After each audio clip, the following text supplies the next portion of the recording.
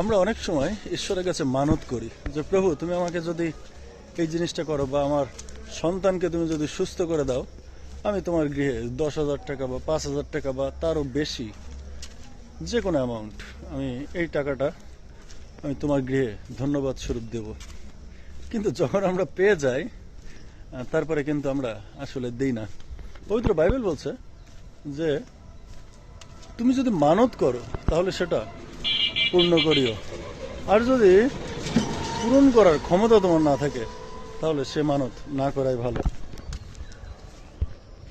দেখেন, আমরা মানত করি যে এত টাকা আমরা ঈশ্বরের গৃহে দেব যদি আমার এই জিনিসটা ঈশ্বর দেয়।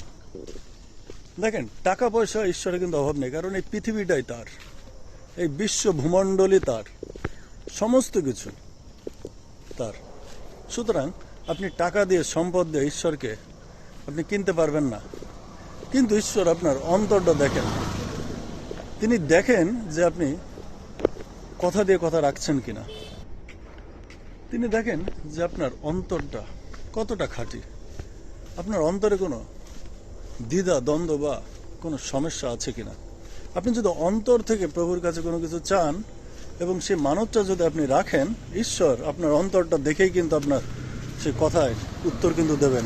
এবং পক্ষান্তরে আপনার কথা যেহেতু তিনি রাখছেন, আপনারও উচিত হবে ঈশ্বরের মানতটা পূর্ণ করা। এখানে বাইবেল বলছে তুমি যদি মানত করো তা পূর্ণ করিও, আর যদি পূর্ণ করতে না পারো তাহলে সে মানত করিও না। ঈশ্বর আপনাদের প্রত্যেককে আশীর্বাদ করুন।